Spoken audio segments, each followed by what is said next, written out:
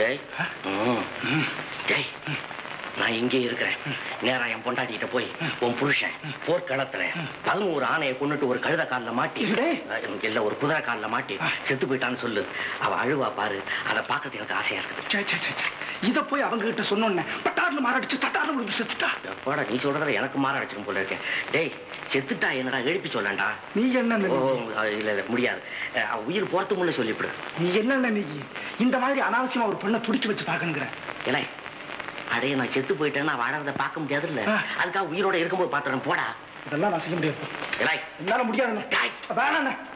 என்ன பாரு, இந்த கத்திக்கு இதுவரையில ஆள் அம்படாதபடி பசியில கூவாங்குவான்னு கத்துது. இப்ப நீ போறியா இல்ல ஒன்னா நான் குத்தி பாக்கட்டுமா? அண்ணா இதெல்லாம் என்கிட்ட வாடாமா, இதுக்கு நான் சொல்றதுக்கு ஆமா என்கிட்ட இதெல்லாம் வாடா. ஐயோ ஐயோ அம்மா ஐயம்மா. பூபதி ஏன் அழற? நான் என்னத்தை சொல்றது? எதையாவது சொல்லு. போர்க்களத்துல என் கணவர் புறமுதுகிட்டு ஓடி வந்துட்டாரு. ஓடி வந்திருந்தா பரவாயில்லையே, உயிராவது தொத்திக்கிட்டு நிக்குமே. போர்க்களத்திலேயே செத்துட்டாரம்மா. செத்துட்டாரா? ஆமா. ஏன் செத்தார்? எதற்காக செத்தார்? எப்படி செத்தார்? 7-8 யானைங்க தலையை கிண்ணி வீர நட போட்டுக்கிட்டு வந்தாரு. அப்போ ஒரு குதிரை ஓடி வந்து காலால மிதியோன்னு மிதிச்சு கொன்னுடுச்சம்மா. காயம் மார்பிலா முதுகிலா? அவனுக்கா குதிரைக்கா? அவருக்கு வலது கால் கட்ட வரல. என் கணவர் செத்துட்டாரா?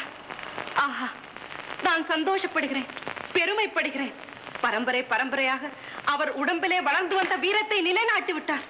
சுவாமி, நீங்கள் வீர மரணம் அடைந்தீர்களா? இல்ல. ஸ்வர்க்கம் அடைந்தீர்களா? இல்ல.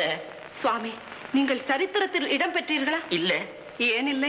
அந்த இடத்தை வேற ஒருத்தன் நிரப்பிட்டான். இருக்க முடியாது சுவாமி, நீங்கள் வீர மரணம் அடைந்தீர்கள். வீர பத்தினி என்று எல்லோரும் என்னை போற்றுவார்கள். போற்ற மாட்டாங்க, நான் செத்தால போத்துறதுக்கு.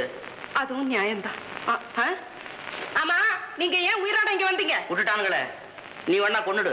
அம்மா, என்ன கல்யாணம் பண்ணிக்கிற அன்னைக்கு கூட உனக்கு இவ்வளவு சந்தோஷத்தை காணுமே. நான் செத்துட்டேன்னு கேள்விப்பட்டோன்னே என்ன ஆனந்தம், என்ன குதூகலம், என்ன முகமலர்ச்சி.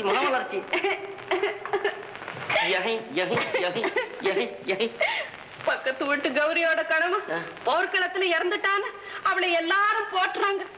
இனிமே என்ன யார் புகழ்வாங்க? நீங்க தான் போர்ல இருந்து ஓடியாந்துட்டீங்களே. நான் போனால ஓடியாத்துக்கு நான் தான் போகலையே. அப்ப போகவே இல்லையா? இல்ல பிருத்திவிராஜா என்ன கூப்பிட்டாரு, படைக்கு முன்னால நான் தான் போவேன்னு. அட ஒன்ன போல எல்லாரும் நினைச்சுக்க போறாங்கடா, அரமனையை பாத்துக்கிறதுக்கு ஆளு கிடையாது, நீ அங்கேயே நில்லுடான்னுட்டு போயிட்டாரு.